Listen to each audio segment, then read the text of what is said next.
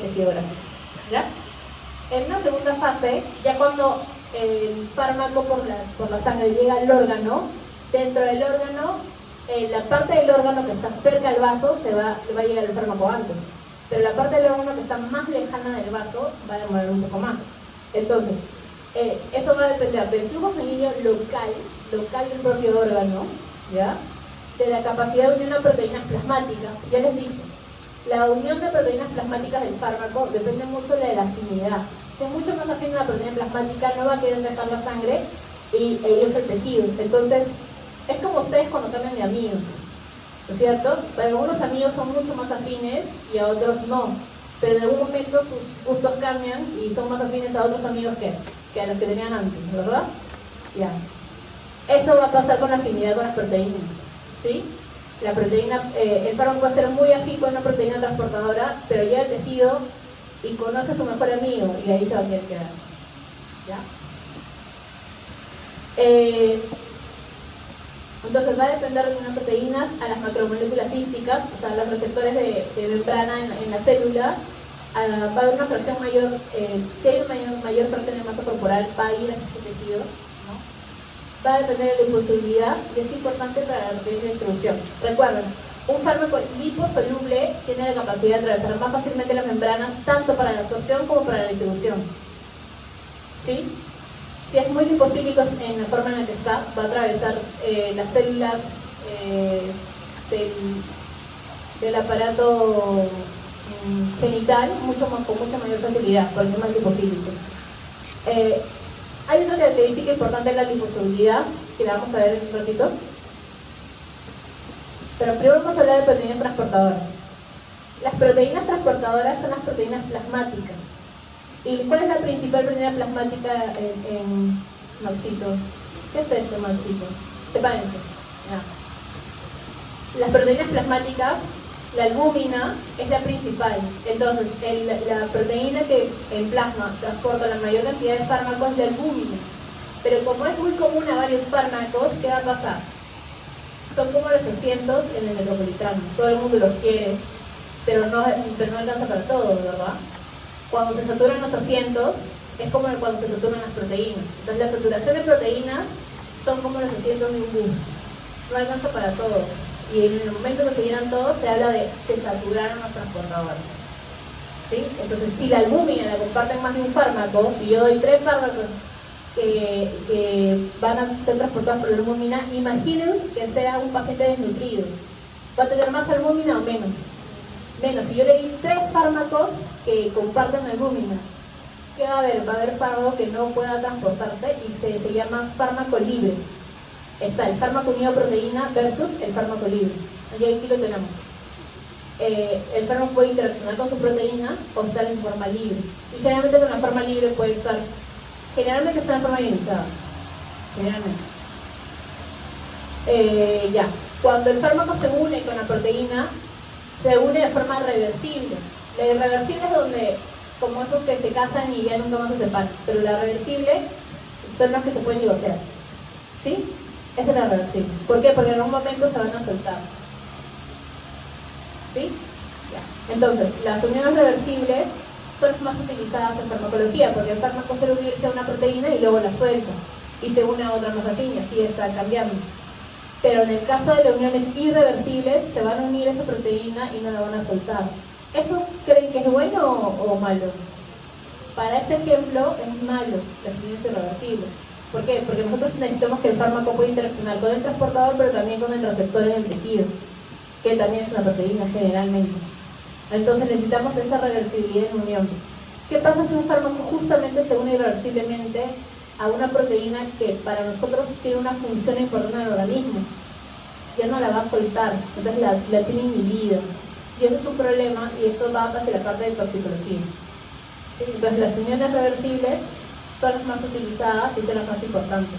Pero no debemos olvidarnos de las uniones irreversibles como la covalente, que generalmente causan toxicidad. ¿Ya?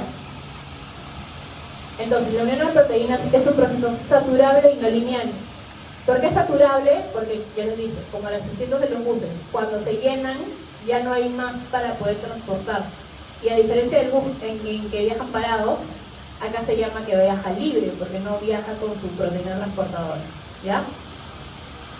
Y es no lineal, porque no es lineal como sigue en una recta, sino que es a mayor concentración, hay más fármaco unido a proteínas, y a menor concentración, menos fármaco unido a proteínas. Y eso depende de la cantidad de proteínas disponibles, o sea, de la cantidad de transportadores y de la constante de disociación que hay entre el fármaco y la proteína. Y vamos a ir. Generalmente el fármaco, cuando llega al tejido, va a pasar del capilar hacia el tejido. ¿Y cómo pasa? Por los capilares fenestrados. Eso también lo aprendieron en fisiología. Entonces, si el capilar está fenestrado, nos ayuda, nos facilita que pueda ir del componente plasmático hacia el tejido local. Excepto el sistema nervioso central, porque el sistema nervioso central tiene capilares no fenestrados. Por eso, en el sistema nervioso central nosotros hablamos de algo llamado barrera hematoencefálica, que ya la conocen, ¿verdad? Porque ya también lo han visto en fisiología. Ahora, hay otro concepto que se llama afinación hística. ¿Qué puede pasar? Que un fármaco sea tan afín al tejido que no se quiera ir de ahí. Ni bien llegó por la sangre a ese tejido, dijo, este es mi paraíso, yo me quedo acá. Y no se quiere mover de ahí. ¿Por qué? Porque tiene todas las condiciones a favor de quedarse ahí. Si es un fármaco lipofílico, es un tejido muy lipofílico.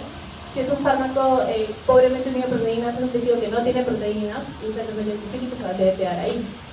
Un ejemplo, el tiopental con el tejido graso. ¿Sí? Entonces el tiopental en pacientes obesos hay que administrarlo con mucho cuidado. Ya lo van a ver con mayor precisión eso con el doctor Ramos en la clase de profesores, pero es un ejemplo clásico. Por ejemplo, el hueso también puede ser depósito con algunos fármacos como las tetraciclinas. ¿Qué pasa con las tetraciclinas? Las tetraciclinas aman al calcio. Y si no tetraciclina en el calcio, ¿dónde van a encontrar calcio? En los huesos. Entonces, ese cation más del calcio le encanta la tetraciclina y se une y forma cristales. ¿Y qué hace? Deformaciones óseas, justamente porque el fármaco se acumula ahí. Entonces, un exceso de tetraciclina puede depositarse en el hueso y causar problemas. Lo mismo también pasa con el plomo o metales pesados. Genera intoxicaciones por plomo, pueden generar anemia porque altera la médula ósea, porque tiene mucha fina, ese tipo de tejido. Entonces hay que tener cuidado con algunos fármacos que tienen mucha predilección por ciertos tejidos. Y en farmacocinética se habla de la teoría de compartimentos. ¿Qué es esta la teoría de compartimentos? Nosotros tenemos los compartimentos divididos de esta forma: compartimento central, compartimento periférico superficial y periférico profundo. Primero va a llegar al compartimento central, el fármaco, principalmente todos los órganos. Luego llega un compartimento periférico superficial y luego un periférico profundo. Entonces, periférico profundo suelen ser órganos de depósito donde va a llegar mucho más lento y cuando se quiera liberar también se libera mucho más lento de ese tejido.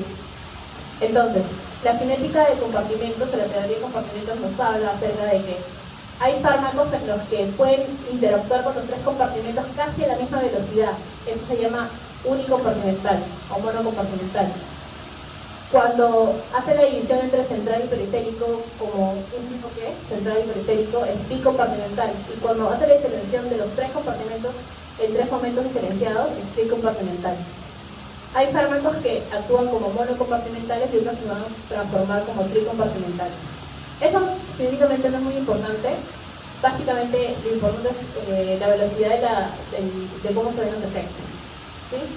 Entonces tenemos monocompartimental, bicompartimental y tricompartimental, según estos tres compartimentos en la velocidad en la que lleguen. Entonces, monocompartimental, bicompartimental, tricompartimental. Los tricompartimentales suelen ser fármacos que generan depósito. Y obviamente el generar depósito genera toxicidad.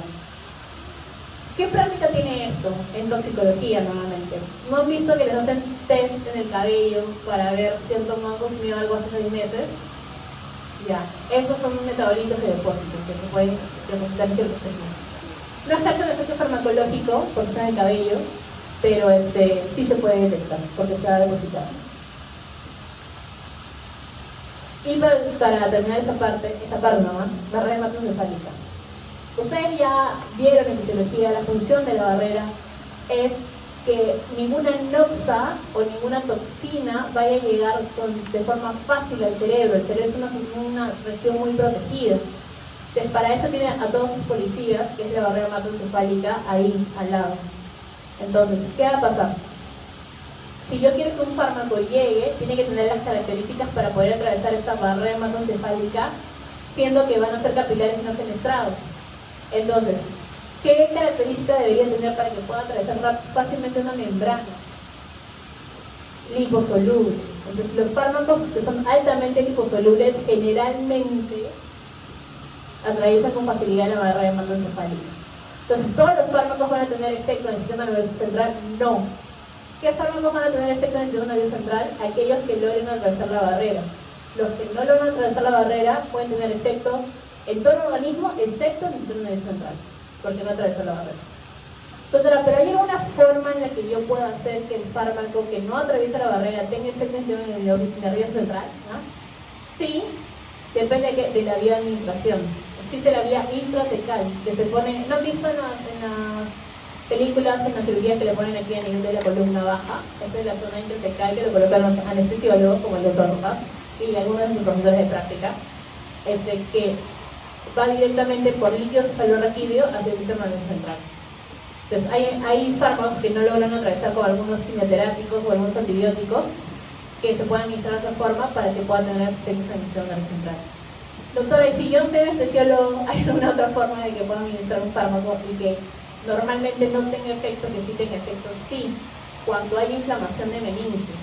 Cuando se inflaman los meninges, las células por la misma inflamación se van a separar. Yo creo que cada vez en patología, ¿no? O lo verán en patología, se separan porque hay liberación de óxido nítrico, mediadores proinflamatorios, que hacen que las células, ¿no? El endotelio, eso se ha visto, ¿no? Endotelio, ya, van a hacer que se separe, entonces va a permitir que sea mucho más permeable y que el antibiótico, que normalmente no debería pasar, pueda pasar y estar con usted. Entonces, sí hay otras condiciones que pueden hacer que la barrera no funcione adecuadamente, pero en condiciones normales la barrera va a funcionar y no va a dejar pasar. Adicionalmente a la barrera están los transportadores de membrana, y aquí hay dos transportadores en la barrera hematoencefálica importantes que van a hacer que, si es un fármaco que logra pasar, pero no dejar con efecto, pero ¿por qué no va a causar efecto si logró pasar? Porque es sacado. Y esa proteína que logra sacar sustancias de un compartimento se llama bomba de flujo. Entonces, la glucoproteína P, o la pueden poner como PGP, lo van a encontrar en algunas literaturas, es una proteína que funge de una bomba de flujo. O sea, una sustancia logra atravesar la membrana, pero es detectada por la glucoproteína P y la saca. ¿Para qué? Para que no ejerza un efecto a nivel central. Es como el policía de migraciones. Detecta lo que pasaste a la frontera sin permiso y te saca. O sea, pasaste, pero el policía te saca. La bomba de flujo te saca del sistema nervioso central. Tenemos dos principales, la glucoproteína P y el polipéptido transportador de iones orgánicos, el OAT. Tenemos dos transportadores de sustancias orgánicas. El OCT, que es el transportador de cationes orgánicos, y el OAT, que es el transportador de aniones orgánicos. ¿Y qué sustancias hacen los fármacos? Aniones y cationes, ¿no es cierto? Ya. Entonces, el OAT moviliza los aniones, entonces moviliza fármacos ácidos. Y el OCT, que transporta cationes, moviliza a los fármacos básicos, porque son las cationes. Entonces tienen esos dos transportadores. Y la glucoproteína P es la más importante. Aquí tenemos el ejemplo de la loperamida. La loperamida es un opioide, por ser un opioide puede atravesar la membrana, pero la glucoproteína P lo saca. Lo saca y evita que se haga el efecto en el sistema nervioso central. O sea, es un opioide que no tiene efectos en el sistema nervioso central. Entonces no sé nada porque los opioides son centrales, no. Tiene efectos a nivel periférico. Y son muy importantes. Se usa como antidiarreísmo, para que sepan que hay efectos opioides en otras partes que no solamente sea el cerebro, no el sistema nervioso central. Y la barrera placentaria no es una verdadera barrera. ¿Por qué?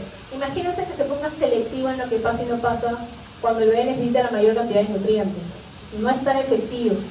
Entonces la barrera placentaria, conforme va adelantando el crecimiento del feto y en los meses de gestación, cada vez se vuelve menos selectivo. Y además, el pH del feto es ligeramente menos alcalino que el pH del adulto. Entonces, si es ligeramente más alcalino por atrapamiento iónico entre la sangre materna y la sangre fetal, va a haber atrapamiento iónico mínimo, pero puede haber. Entonces, aquellos fármacos que forman metabolitos tóxicos pueden intoxicar el feto, sí. Por eso a la mamá se le dice que tenga mucho cuidado con los fármacos que consume y que tengan cuidado de no tomar ni alcohol ni fumar, porque son teratogénicos, ¿sí? Entonces, prácticamente el feto está expuesto a todo lo que toma la mamá, ¿sí? Entonces hay que tener mucho cuidado con los fármacos en la gestación. Pero si quieren ser ginecólogos, tienen que aprender muy bien farmacología. Y ahora vamos a la parte fuerte, el metabolismo biotransformación. ¿Qué les había dicho al inicio? La biotransformación es cuando el cuerpo hace que el fármaco se transforme en otra molécula. Pero ¿para qué el cuerpo quiere transformarlo en otra molécula? Para poder sacarlo fácilmente del organismo. Porque si al cuerpo le costara energéticamente mucho sacarlo, no es costo efectivo. Y el cuerpo es muy eficiente con su costo efectividad. Si puede hacerlo más con menos energía, lo va a buscar esa forma. ¿Sí? Entonces, el cuerpo quiere algo que sea costo efectivo mucho más ahorrativo. ¿Y qué es lo más ahorrativo? Eliminar las toxinas por la orina. Entonces, para eliminarlo por la orina, necesita transformar esa molécula que es altamente liposoluble en algo que sea más hidrosoluble. Y al hacerlo, lo va a poder expresar con mucha facilidad en la orina, porque es lo más sencillo que tiene el cuerpo. Entonces, la biotransformación, ¿qué es? Es transformar el fármaco o xenobióticos, o sinónimos, en productos más polares y más solubles en agua, de tal forma que lo puedan eliminar por la vía renal. ¿Todos los fármacos son altamente biotransformables? No, y eso lo vamos a ver. Ahora, cuando hablamos de un fármaco, hablamos de su forma activa o su forma inactiva, es la forma en la que se administró. Sí, un fármaco yo lo puedo dar de forma activa, de forma inactiva, pero es el fármaco original. Una vez que se metaboliza, el fármaco va a llamarse metabolito. No es el fármaco original, es un metabolito. Y los metabolitos generalmente pueden ser inactivos, pero también hay metabolitos activos. Entonces hay que ver que los metabolitos que se pueden formar pueden ser menos activos en la mayoría de los casos, o también pueden ser más activos. Cuando hablamos de metabolitos más activos, en aquellos que se dan en la forma inactiva. Si yo doy un fármaco en forma inactiva, ¿qué quiere decir en la forma inactiva? Yo doy el fármaco y como tal no va a hacer ningún efecto, o al menos no el efecto farmacológico que yo deseo. ¿Qué necesita? Transformarse para formar un metabolito activo, y ese metabolito activo es el que va a poder interaccionar con el receptor, ¿sí? Y el que va a generar el efecto farmacológico. Entonces, los metabolitos de un fármaco producto de la biotransformación pueden ser activos, inactivos, o pueden ser mucho más activos que el propio fármaco, que si yo doy un fármaco transformativo, ¿ya? Entonces, dependiendo del fármaco administrado, yo voy a tener que algunos fármacos son altamente hidrofílicos o muy polares. Esos se van a eliminar directamente en la orina. Si el fármaco ya es hidrosoluble, yo necesito biotransformarlo. Ah, doctor, entonces no todos los fármacos se metabolizan exactamente. No todos los fármacos se metabolizan. Un ejemplo, la metformina. ¿Conocen metformina? La mayoría conoce la metformina. La metformina tal cual entra, tal cual sale. Doctor, ¿y cómo hace el efecto? Porque hay transportadores que hacen que llegue a un receptor específico a cumplir su efecto. Pero no se biotransforma porque no lo necesita. Entonces, tal cual entra, tal cual sale. ¿Sí? Luego tenemos otros fármacos que son hidrosolubles pero poco polares. La polaridad a veces se puede dar por la conjugación. Entonces, van a pasar procesos de conjugación para que se pueda excretar en la orina.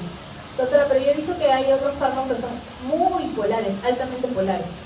Hay algunos que son demasiado polares y ya ni siquiera en la orina se pueden excretar, entonces ahí se pueden excretar por la vía biliar. ¿Ya? Luego tenemos a los fármacos que son liposolubles o altamente liposolubles.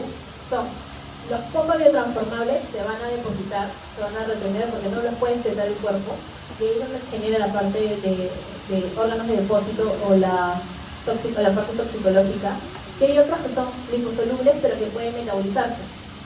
Cuando hablamos de metabolismo sistémico, en general, cuando hablamos de metabolismo, el metabolismo puede tener dos fases, la de fase 1 y la de fase 2. La fase 1 principalmente tiene 3 tipos de reacciones. De esos tipos de reacciones va a tener subreacciones, pero esas son las 3 principales. Fase 1 tenemos oxidación, reducción e hidrólisis. Y de fase 2, los de conjugación. Generalmente la fase 2 es de conjugación. Entonces tienes fase 1 y fase 2 de metabolismo. Fase 1 de metabolismo es lo que dijo anterior como metabolismo de primer paso. No. Diferenciemos. El metabolismo como tal tiene 2 fases, fase 1 y fase 2. Metabolismo de primer paso es el metabolismo que se da antes que se distribuye el fármaco. En el mismo proceso de absorción, por algún motivo, pasa por el hígado y se metaboliza, que puede metabolizarse por fase 1 y por fase 2, ¿ya? Antes de distribuirse a todo el organismo. ¿Sí? Esas son dos cosas distintas. Una cosa es metabolismo presistémico de primer paso y otra cosa es fase 1 de metabolismo y fase 2 de metabolismo. ¿Ya? En la vía de transformación, en la fase 1, lo pueden ver todos los procesos que están incluidos en fase 1, pero ya dije los principales: oxidación, hidroxilación y reducción.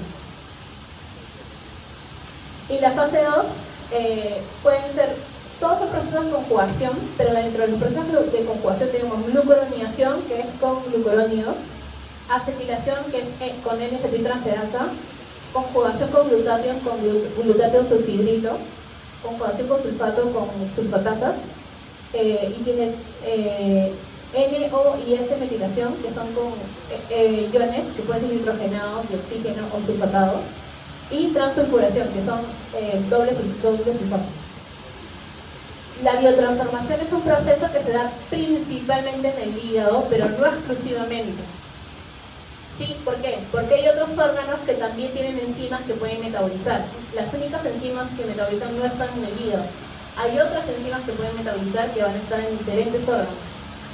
Los principales son los del tracto gastrointestinal. Entonces, hígado, tracto gastrointestinal. Si tienes intestino, también el riñón, el pulmón, la glándula suprarrenal, el cerebro y la piel. Todos esos tejidos pueden metabolizar.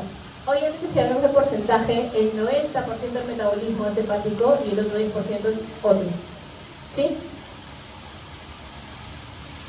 Bien. Cuando hablamos de metabolismo de fase 1, vamos a ver que existe una familia llamada citocromo P450. El citocromo P450 es una superfamilia de enzimas. Y esta superfamilia de enzimas es tan abundante que no solamente existe en los seres humanos como nosotros, sino también está en sus mascotas, en las plantas, en los hongos. En todos los seres vivos existen enzimas del citocromo P450, de esta superfamilia de enzimas. Entonces, mi enzima es la misma que tiene el hongo, no. Estas enzimas es una superfamilia porque se diferencian en la nomenclatura en la cual están escritas. Entonces, el citocromo P450 tiene el primer número, se dice CYP por la isoforma del citocromo, CYP. El primer número identifica la familia. ¿Qué quiere decir? Que la enzima va a ser similar en al menos el 40%. Si la enzima es similar en al menos el 40% de los aminoácidos en estructura, quiere decir que pertenece a la misma familia del citocromo. ¿Sí? La siguiente, que es una letra, identifica la subfamilia. Entonces es una letra. Entonces la subfamilia sería el CYP2A, es la subfamilia 2A.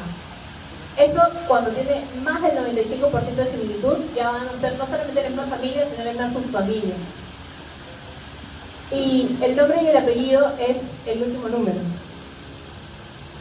El número final. Ese número final designa a la enzima específica de la subfamilia. Entonces, pueden haber varias enzimas que tengan la misma subfamilia, pero no tienen, pero la misma enzima siempre va a ser idéntica. Entonces, si le dicen el CYP3A4, están diciendo el CYP de la familia 3, subfamilia 3A, y su nombre específico es 3A4. El 4 al final le da el nombre específico. ¿Sí? Ya.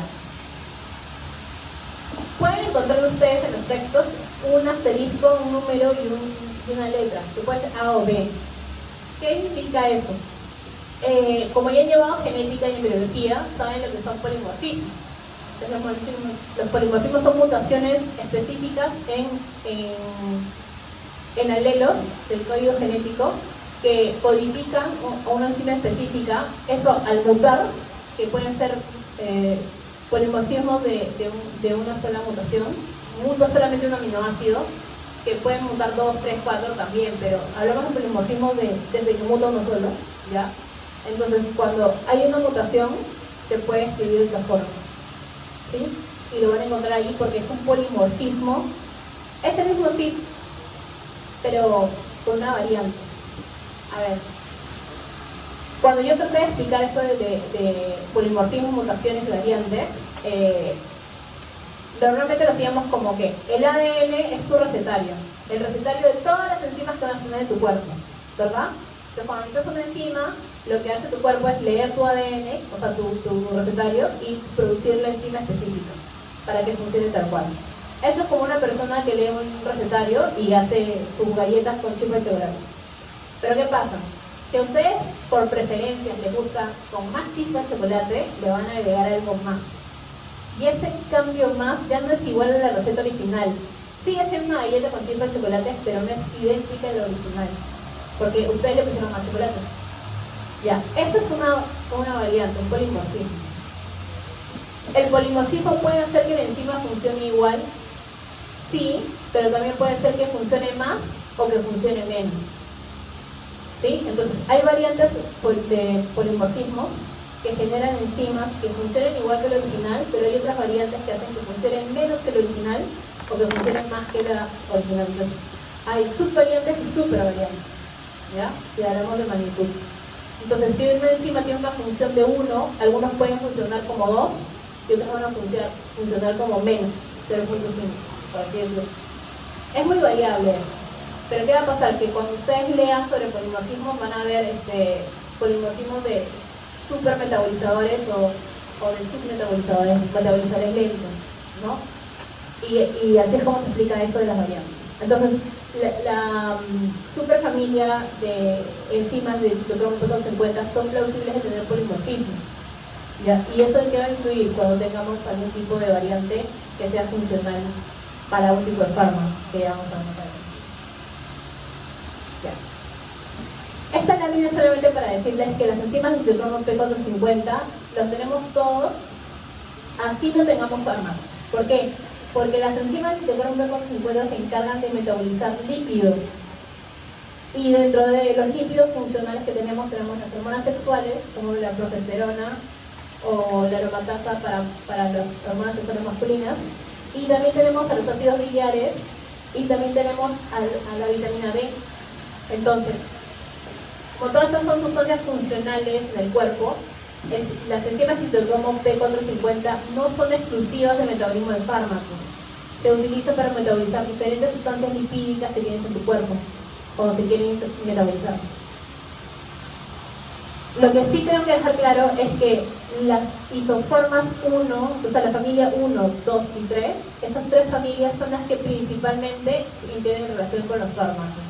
Por ahí se está viendo que la 4 tal vez también tenga algunos fármacos que metaboliza, pero hasta ahorita 1, 2 y 3 son las que metabolizan fármacos, ¿sí? Por eso entre las CIPs que tiene el ser humano tenemos al 1A1, 1A2, 1B1, 2A6, 12A8, 12A9, 12A19, 12A6. ¿Cuál es la más importante? La 3A4. Desde el punto de vista farmacológico. ¿Por qué? Porque la isoforma 3A4 es la que metaboliza la mayor cantidad de fármacos conocidos. ¿Quién le sigue? La 2B6. A la 2B6. ¿Quién le sigue? La 12A9. Entonces en ese orden son las principales. Ahora, todas las demás funcionan sí, la 1A2 tiene sus funciones, la 2A6 también tiene sus funciones, pero de entre estas son la principal es la 3A4, le sigue la 2A6 y le sigue la 12A9. ¿Ya? Entonces la familia 3A es la principal para el metabolismo de fármacos. Prácticamente metaboliza a 1/3 de todos los fármacos conocidos. Y en los de fase 2 tenemos a la gluconeotransferasa, la N-acetiltransferasa, la susotransferasa y la glutatión es sulfotransferasa. Ellas también van a hacer metabolismo, pero en fase 2. Ahora, ¿cuál es la más importante? La glucuroniltransferasa es la más abundante, ¿sí? Y le sigue la importancia la N-acetiltransferasa. Las otras también son importantes para otros fármacos, pero en general esas dos son las más importantes. Ya, ¿qué factores influencian al metabolismo? Esos tres procesos: inducción enzimática, inhibición enzimática y polimorismo genético. Inducción e inhibición lo van a ver en el seminario, lo voy a explicar rapidito porque ustedes ya lo van a revisar. Ahora, antes que avance en eso, ¿el estado fisiológico influye en el metabolismo del fármaco? Sí. Así, desde el punto de vista de derechos, los hombres y las mujeres somos iguales, pero desde el punto de vista biológico no somos iguales, lamentablemente, ¿no?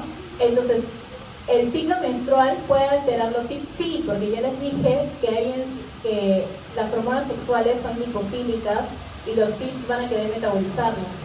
Entonces, si hay un aumento de la concentración de hormonas sexuales, el mismo cuerpo va a querer que se metabolice más rápido. ¿Qué va a pasar? Va a haber un aumento del CIT. Y si estos CIT justo metabolizan un fármaco, van a metabolizarlo más rápido, justamente por la fase del ciclo menstrual en que se la paciente. Entonces, ¿el sexo influye? Sí. ¿La edad influye? Sí, porque cuanto más jóvenes, mayor fluctuación en el ciclo que tienen esas hormonas. En cambio, cuando ya te estás acercando hacia la menopausia, ya no influye tanto porque ya no hay esa fluctuación de hormonas. Pero una mujer en edad fértil sí va a tener importancia esta forma cíclica alineada al ciclo menstrual que tiene algunos ciclos.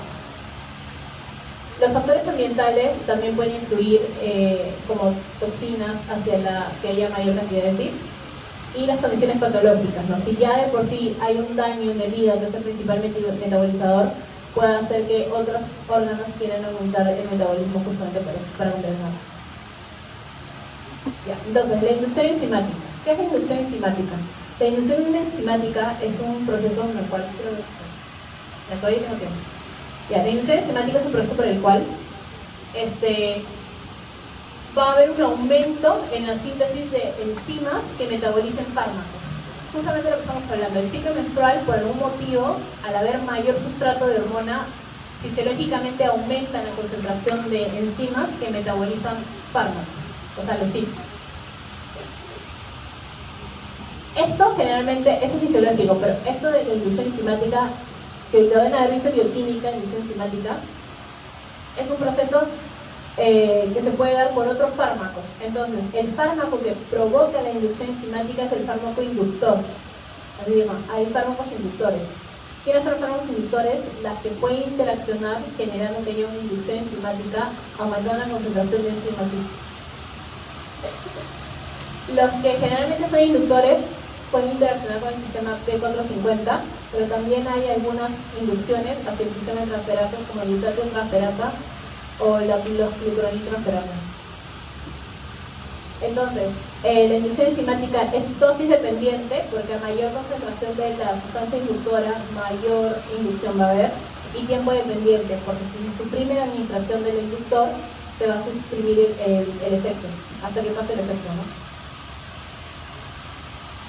Entonces, el proceso de inducción enzimática es un proceso reversible. ¿Cómo se da esto de la inducción enzimática? La inducción enzimática generalmente se da con fármacos que son lipofílicos. ¿Por qué? Porque el fármaco lipofílico se puede meter a la célula. ¿Y quién es el responsable de formar las enzimas metabolizadoras? ¿Qué son enzimas? Como moléculas. Una proteína. Muy bien. Una enzima es una proteína. ¿Y quién forma nuestras proteínas? El aparato celular, donde están los ribosomas, etcétera, ¿no? Ya, entonces, vamos a ver que la producción de proteínas va a depender del ADN. Entonces, para poder activar la formación de proteínas, yo tengo que activar factores de transcripción a nivel del núcleo, ¿verdad? Para que se transcriban las proteínas. Entonces, este fármaco va a tener que, para poder producir la inducción, meterse a la célula e interaccionar con el núcleo, activar factores de transcripción, y estos factores de transcripción obviamente tienen que transcribir enzimas CIT.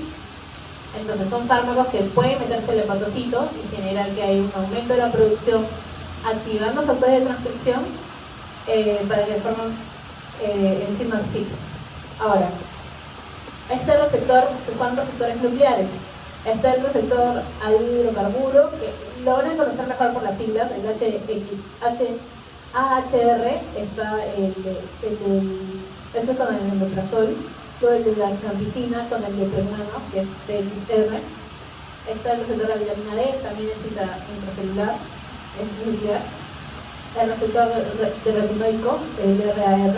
Entonces, estos son los ligandos que pueden ser inductores. Por ejemplo, el omeprazol puede ser inductor sí cuando interacciona con este receptor. El fenobarbital es inductor sí cuando interacciona con este receptor. La rifampicina es inductora, la que habrá en el seminario sí, es una gran inductora cuando interacciona con este receptor y genera inducción no solamente en una enzima, genera inducción en varias enzimas, ¿sí? Ya, así que revísenlo bien. Entonces, la inducción enzimática es un proceso que se da a nivel del núcleo, ya dentro de la célula. Puede generar con coactivadores, pero al final activa factores de transcripción para que aumenten las concentraciones en la enzima. Y este ligando que activa la proceso de inducción también puede estar ligando de la enzima. Entonces, hay fármacos que ustedes van a ver que son autoinductores, autoinducen su propio metabolismo. Sí existe. ¿Cuáles son las consecuencias de la inducción enzimática? Lo van a ver con claridad en el seminario, pero todo depende de la forma en que se da el fármaco y el metabolito que forma. Tienen que tener en claro que el proceso de inducción acelera el metabolismo, o sea, hace que el metabolismo sea mucho más rápido. Entonces, si ustedes ven al metabolismo como una fábrica de producción, tú normalmente como fábrica produces 100 unidades al día.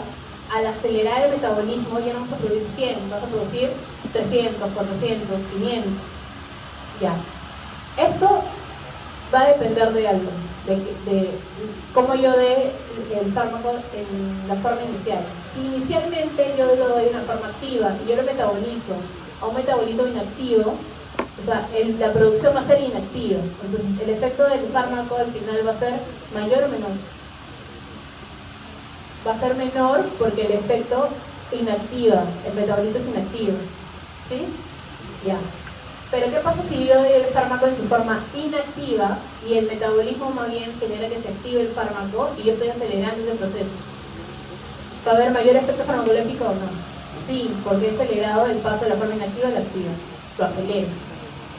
Entonces, si mi metabolito es menos activo, voy a reducir el efecto terapéutico. Si mi metabolito es biológicamente activo, incremento el tiempo o intensifico el efecto terapéutico. Pero si mi metabolito es tóxico, voy a incrementar la toxicidad del fármaco. Entonces, si yo induzco a metabolitos tóxicos, voy a aumentar la toxicidad. Y eso es lo que generalmente viene a la consulta. Hay un paciente diciendo, no sé qué me pasa, he estado tomando esto. Y ustedes ven los síntomas y no te cuadra con ninguna enfermedad. ¿Qué está tomando? Le preguntan qué está tomando y lo que están viendo es una inducción enzimática. ¿Cuáles son los riesgos de inducción? Que pueden causar interacciones farmacológicas, porque un fármaco va a inducir el metabolismo de otro o de ellos mismos. Puede haber resistencia, ya vamos a hablar de la resistencia y del timing regulation, y puede haber tolerancia. Resistencia y tolerancia van de la mano. Aquí está más detallado acerca de cuando el fármaco está activo, inactivo, se aumenta el metabolismo, cómo forman los metabolitos, ya lo revisan. Para acelerar. Inhibición enzimática. La inhibición enzimática es un proceso que depende de la afinidad del fármaco por la enzima.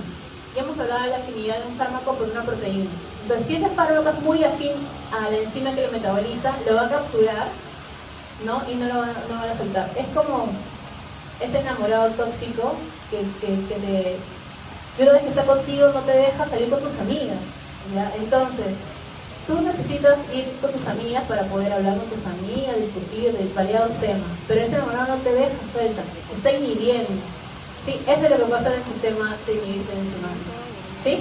Ya, entonces, nosotros vemos un fármaco que es el fármaco inhibidor, ¿ya? Que va a ir a la enzima y la va a capturar, la está inhibiendo, haciendo que esa enzima que necesita metabolizar a otros fármacos ya no lo puedan metabolizar. Generalmente puede ser que el enlace sea un enlace irreversible o también es reversible, pero que sea tan afín que no lo suelte, no suelte enzima. Entonces, aquí donde dice la droga 1 metaboliza, forma metabolitos y se excreta. Fíjenos esa expresión. Entonces, cuando doy más de una droga, la droga 2, que es la perpetradora en este ejemplo, ¿ya?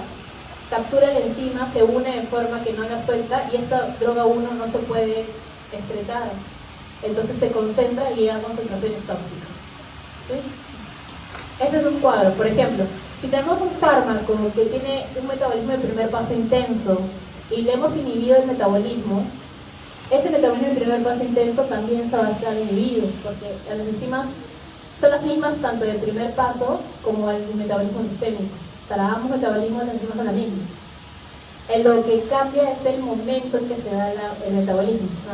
¿Ya? Entonces, si inhibimos a las enzimas, inhibimos tanto el metabolismo de primer paso como el metabolismo sistémico, en este ejemplo. Entonces, si yo doy una droga, normalmente tengo que tener esta concentración en mi concentración plasmática. Pero cuando doy con un inhibidor, como inhibir el metabolismo de primer paso, se absorbe mucho fármaco, más de lo debido, y se excreta mucho más lentamente, porque no hay quien lo metabolice. ¿Sí? Eso es el concepto de inhibición enzimática. Aquí también les hice así manualmente para que entiendan, pero como ustedes lo van a revisar para el seminario, sé que lo van a profundizar muchísimo más. Por ejemplo, aquí está puesto, ¿qué pasa si un fármaco lo doy de una forma inactiva y necesita metabolizarse para que se active? Pero yo estoy inhibiendo su metabolismo. ¿Puede tener efecto terapéutico? No. Lo más probablemente es que no tenga, o sea, muy pobre, porque no estoy dejando que ese fármaco pase en forma activa. ¿Sí? Porque estoy inhibiendo la enzima que lo activa. ¿Ya? Sí. Voy a avanzar. Estos son ejemplos de enzima. ¿Quién es su inhibidor? ¿Quién es su inductor? Y su sustrato. Fíjense todo lo que hay. Doctor, esa lista es interminable. ¿Va a venir el examen? Sí. Es una mentira. Lo que yo necesito es que conozcan a los más conocidos, que eso sí, que no sepan que el fenobarbital es un inductor por excelencia, es un pecado mortal en este primer parcial. Porque la rifampicina es inductora por excelencia, también es otro pecado mortal. Pero yo no necesito que se aprendan de memoria todos los inductores inhibidores. Con la práctica médica, con el uso constante de los fármacos, ya van a tener sus claves de quiénes son inductores, quiénes son inhibidores para su área. Lo que sí necesito es que sepan que existe el fenómeno de inhibición e inducción, ¿ya? Y que pueden haber múltiples interacciones por este fenómeno. Y también necesito que sepan dónde buscar si sospechan de una interacción, ¿ya? Si sospechan de una interacción, ¿dónde buscamos? La vamos a ver en práctica. ¿Ya? En práctica la vamos a ver. Ya, polimorfismos. Los de polimorfismos es donde hablamos de las variantes. Y yo les expliqué el ejemplo de que ustedes quieren cocinar algo, pero le quieren dar un toque suyo, creamos un polimorfismo. Pero eso de variantes, hablamos de variantes que van a ser un efecto menor y otro de supervariantes. Esto es diferente en la inducción, porque en la inducción yo estoy aumentando las concentraciones de enzimas. Es la misma enzima, pero en lugar de tener una, ahora tengo 20. En este caso, no es la misma enzima, sigo teniendo una enzima, pero esa enzima puede ser hipofuncionante o hiperfuncionante.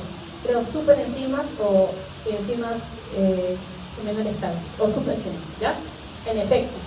Entonces, el polimorfismo es el principal responsable de la diferencia observada en personas que reciben el mismo medicamento con fines terapéuticos. Entonces, ¿qué pasó cuando se descubrió esto? Habían estudios clínicos en los que les daban a pacientes similares en todos aspectos, tanto en edad, como en estado físico, como en sexo, como en nutrición, estado nutricional, todo, muy parecido. Eso se llama casos y controles. O sea, tú controlas al paciente, al sujeto. Entonces, controlan totalmente las variables en el sujeto para que sean lo más homogéneos posible. ¿Ya? Y a pesar de darles el mismo fármaco, tú esperas que en todo funcionen curvas cinéticas similares, porque estás controlando todos los factores externos que podían modificarlo. La dieta, todo lo controlaba. Entonces, la curva cinética era muy diferente. Entonces yo pruebo, le doy una tableta de 500 a todos ustedes, y de repente en la concentración plasmática, a la hora uno tiene 200 y el otro tiene 100. No es lo normal que uno tenga la mitad que el otro. Entonces, ¿qué ha pasado ahí? Ahí se dieron cuenta que existían polimorfismos genéticos que variaban la función del enzima y que eran funcionales porque variaban la función del enzima. Entonces, cuando ustedes ven a sujetos similares en los cuales dándoles la misma dosis tienen constantes cinéticas diferentes, es que la enzima está funcionando distinto a la que metaboliza. ¿sí? O el transportador, porque también pueden haber polimorfismos en transportadores, pero algo está pasando ahí. Entonces, los polimorfismos, cuando tú das el mismo fármaco por la misma vía y la misma dosis, te van a dar tiempos de vida media distintos y hay algo con la curva que es biodisponibilidad distinta. No es lo que estamos hablando, uno llega a 200 y otro llega a 100. La disponibilidad de uno puede ser 100 y la otra es 50. No es lo normal que uno sea 100 y otro 50. Entonces, ahí es donde están viendo que una enzima es más funcionante que la otra. Un ejemplo clásico es con la N-acetiltransferasa mediante el proceso de N-acetilación. ¿Eso en qué se dio? En los pacientes que tienen TBC. Ustedes saben que el tratamiento de la CBC es un tratamiento estandarizado. A todos le dan el mismo tratamiento, fase 1 de tratamiento. ¿Sí? Pero la variabilidad del individuo se da. Entonces se veía que había pacientes en los que le daban el mismo tratamiento, pacientes que funcionaban muy bien el tratamiento, otros pacientes que no funcionaban el tratamiento a pesar de tomarlo adecuadamente, igual que los otros que les daban resultados, y otros pacientes que hacían toxicidad por el tratamiento. ¿Qué había pasado ahí si le estoy dando igual a todos? Que los que salían bien del tratamiento eran metabolizadores normales, los que no les funcionaba el tratamiento eran metabolizadores rápidos. Para ellos esa dosis es poquita porque metabolizan muy rápido el fármaco. Y para los metabolizadores en los cuales hay toxicidad de metabolizadores lentos, te das demasiada dosis para la velocidad que ellos tienen para metabolizar, entonces se iban rápidamente a la toxicidad porque lo acumulaban. ¿Ya? Entonces en los polimorfismos genéticos tenemos metabolizadores rápidos, metabolizadores lentos en las escalas. Ahora, incluso hay de ultra lentos, lo van a ver en los IBP, hay metabolizadores ultra lentos. Este es un paper que habla acerca de justamente de la isoniazida y cómo la N-acetiltransferasa, la tipo 2, la N-acetiltransferasa tipo 2 era la que tenía polimorfismos y se detectó pues que no puedes dar terapias personalizadas si en el Perú tienes metabolizadores rápidos a montón. Por eso es que hay caído en el tratamiento terapéutico. No es que lo tomen mal, sino que tienes que dar más dosis. Ya, y para terminar la expresión, no voy a detener en detalles porque ustedes en fisiología renal ya vieron todo esto, así que vamos directo a cómo se procesa. ¿Ya? Entonces la excreción de fármacos se da principalmente por el riñón, pero también se puede dar por la vía biliar, porque si administra un fármaco por vía oral, el fármaco entra al aparato gastrointestinal y si no se termina de absorber el intestino, ¿a dónde se va a ir? Al intestino grueso y a unirse a las heces, ¿verdad? Entonces, la vía biliar se llama vía biliar fecal. Luego tenemos la vía por leche materna y la vía a nivel respiratorio por el pulmón, en la expiración. Se puede eliminar el fármaco por la salida y por el sudor también, pero es tan poquita la concentración que se llama vías oscuras de eliminación, porque casi no eliminan nada del fármaco. Entonces, el proceso de excreción renal, que es el principal, tiene las mismas fases de la excreción de la función renal. Tiene filtración glomerular, ¿ya? Excreción a niveles, no, perdón. La excreción renal tiene filtración glomerular, secreción a nivel tubular, que es un proceso activo porque hay gasto ATP, y reabsorción tubular pasiva, porque la reabsorción es un proceso que depende del pH urinario. Y ya hablamos del pH y del tratamiento iónico, les dije. Eso es importante para la absorción y para la excreción. El pH urinario es importante. Entonces, en la filtración, esto mejor lo voy a explicar acá, porque acá se entiende mejor. Entonces, el fármaco cuando se filtra, ¿las proteínas se filtran, chicos? No, fisiológicamente saben que las proteínas no se filtran. Entonces, si las proteínas no se filtran y el fármaco está unido a su proteína, ¿se podrá filtrar? No, entonces ¿quién se filtra? Fármaco libre. Solamente se filtra el fármaco en forma libre. Si está acompañado de proteína, no se va a filtrar.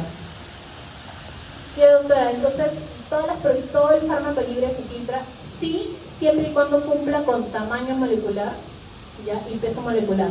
Si la molécula es muy grande, también va a necesitar transportador para entrar, no se va a filtrar igual. ¿Ya? Entonces, no se filtra si está unido a proteína o si el fármaco tiene un tamaño y un peso molecular muy grande. ¿Ya? Ahora, ¿y qué pasa con la proteína que está, el fármaco está unido a proteína? Va a avanzar en el capilar peritubular, ¿no? En la arteria referente, va a avanzar hacia el capilar peritubular y ya en la parte de los túbulos en estos capilares peritubulares va a tener transportadores. ¿Y cuáles son los transportadores que hablamos? Dos principales, el OAT y el OCT. El transportador de cationes orgánicos y el de aniones orgánicos. Ellos van a hacer la función de los transportadores para que este fármaco que son proteínas suelte la proteína y se vaya con ella que son un transportador y así entrar al túbulo de la luz de la nefrona. Ese proceso, ¿cómo se llama? Secreción tubular, porque se secreta del capilar peritubular hacia los túbulos urinarios. Y luego tenemos el proceso de reabsorción, porque así como se reabsorben sustancias de la orina, como el sodio, el calcio, el fósforo, etc., ustedes ya vieron, también se reabsorbe fármaco. ¿Por qué? Por gradiente de concentración. Si es muy hidrofílico, se va a ir con el fármaco, con la orina, se va a regresar el plasma, con el agua se va a ir el fármaco. Entonces, para evitar que se reabsorba mucho, tenemos el atrapamiento iónico. Pero ¿cómo es el proceso de reabsorción? Si el fármaco en la orina está más en su forma no ionizada, va a querer pasar la membrana con el agua, y eso no queremos. Entonces tenemos que hacer que el fármaco en la orina esté en la forma ionizada para que se quede en la orina, ¿verdad? Entonces, si es un fármaco ácido, ¿cómo lo ionizo? Alcalinizando la orina. Y si es un fármaco básico, ¿cómo lo ionizo? Acidificando la orina. ¿Y cómo alcalinizamos la orina? Con el mejor alcalinizador, el bicarbonato de sodio. Con eso lo alcalinizamos. ¿Y cómo acidificamos la orina? Con ácido ascórbico. El ácido ascórbico es vitamina C, que se puede poner en novenoto un citopropanol, ¿no? Que acidificamos la orina. Pero por eso todas las pacientes se colocan vitamina C novenosa. No, eso es otra cosa, pero sepan que se puede acidificar la orina de esa forma también, ¿ya? Entonces, pero yo sé que si tomo un montón de arándanos todos los días, voy a acidificar mi orina. Sí y no. La cantidad de acidificación que logras con eso es mínima, así que no va a tener un impacto directo realmente hacia la orina. Es mínimo. Pero la vitamina C directa de eso sí acidifica. Entonces, como lo que se busca en la forma no ionizada, principalmente es una forma pasiva de reabsorción sin gasto de energía.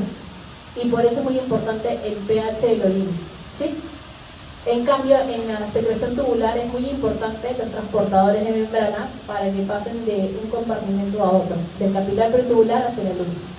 Entonces, al final, lo que tenemos como resultado de la excreción renal es lo que eliminamos como clearance, es fármaco que se filtró, más lo que se secretó a nivel tubular, menos lo que se reabsorbió. Eso es lo que vamos a eliminar en la orina, como clearance final, ¿ya?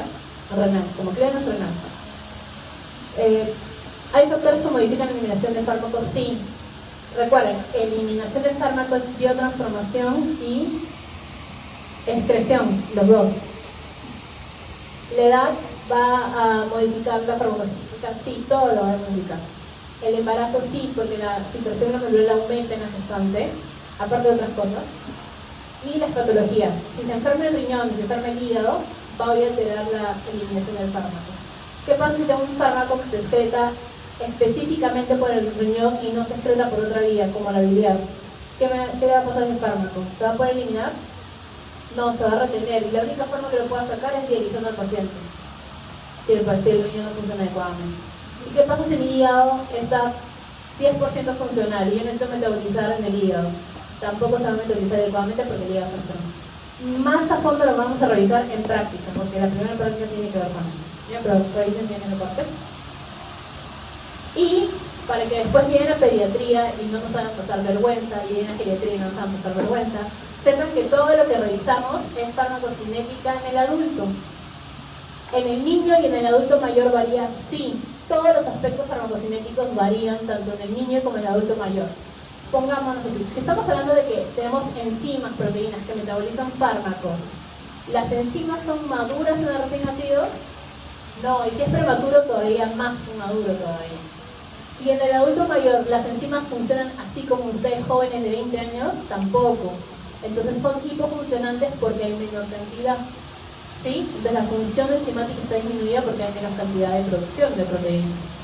Entonces, un adulto mayor no te va a metabolizar igual. ¿Qué fase es la que está reducida en el adulto mayor? La fase 1 del metabolismo, doctora, los que ya leyeron la lectura ya lo saben. Pero tienen ahí su lectura para que profundicen acerca de la farmacocinética del niño y el niño adulto. ¿Por qué? Porque si ustedes no administran adecuadamente fármacos en un niño, le pueden causar toxicidad y hasta se puede morir el niño. Entonces, cuando quieran administrar un fármaco en un niño, tienen que tener mucho cuidado de revisar la farmacocinética específica del niño de ese fármaco. ¿Sí? Hay variantes que van a poder revisar bien, ahí tienen su lectura adicional. Lo mismo pasa en el adulto mayor. Si ustedes le dan fármacos que requieren un metabolismo de primer paso súper intenso y el adulto mayor no lo tiene, lo que van a hacer es toxicidad en ese adulto mayor. También lo vamos a revisar en su lectura. Ahí lo vamos a discutir también. En práctica de seminario van a hablar del adulto mayor. ¿Ya? Entonces, revísenlo por favor. Es muy importante que lleguen, cuando lleguen a pediatría y cuando lleguen a geriatría, que sepan manejar fármacos en ese tipo de pacientes. ¿Ya? Entonces, el adulto mayor hay muchas cosas que varían.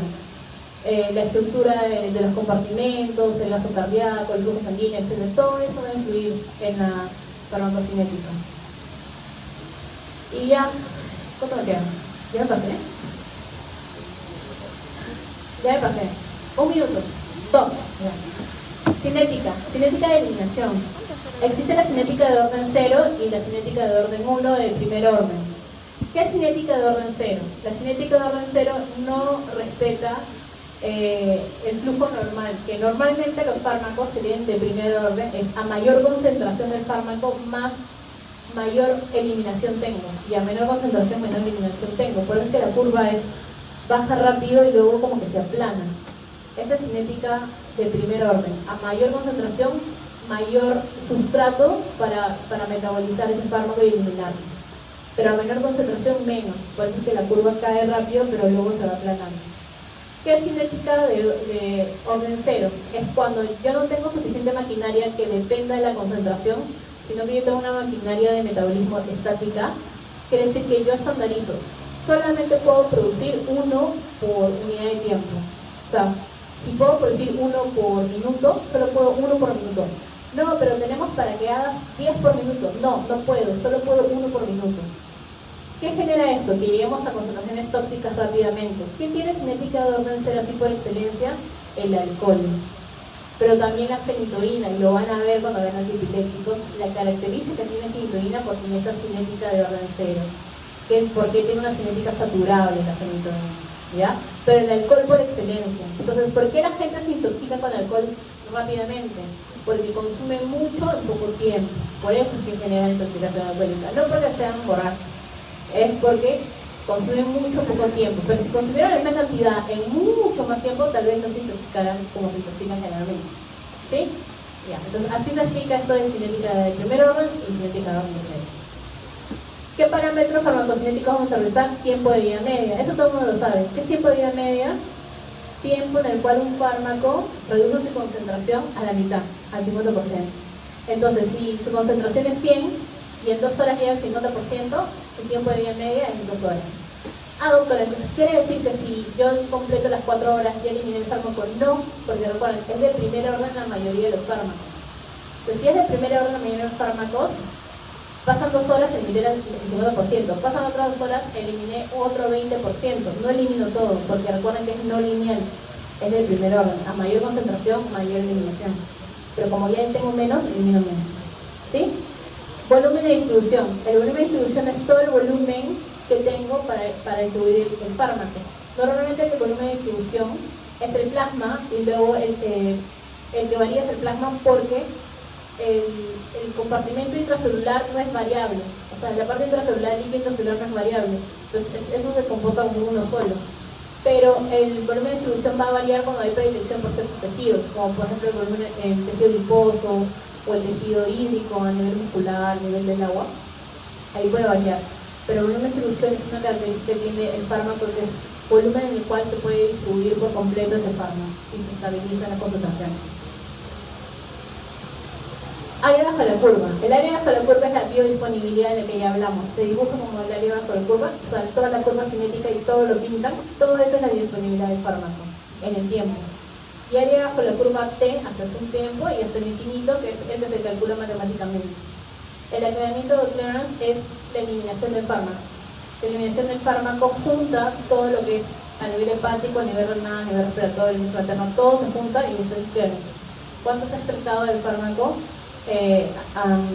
por unidad de tiempo? Eso es el clearance, la depuración del fármaco. Entonces tiene suma metabolismo y excreción entre la concentración del plasma y así se calcula. No las vamos a calcular clearance, así que no se preocupen, pero es para que lo conozcan. Biodisponibilidad, que ya lo hablamos, es la fracción del fármaco que llega al compartimento central en comparación con el fármaco que administré. Si llega al 100%, suele ser endovenoso, llega al 100%, pero vía oral tiene una biodisponibilidad más variable. Ya, y esto lo voy a explicar mejor acá. Cmax es el punto más arriba de la curva, es la concentración máxima a la que llegó el fármaco en el plasma. Cmin es la mínima concentración del fármaco que es detectable en plasma. Y a partir de eso tienes tiempo de vida media y el área bajo la curva que se pinta como biodisponibilidad. También lo vamos a ver en clase. ¿Ya? Y listo, terminamos.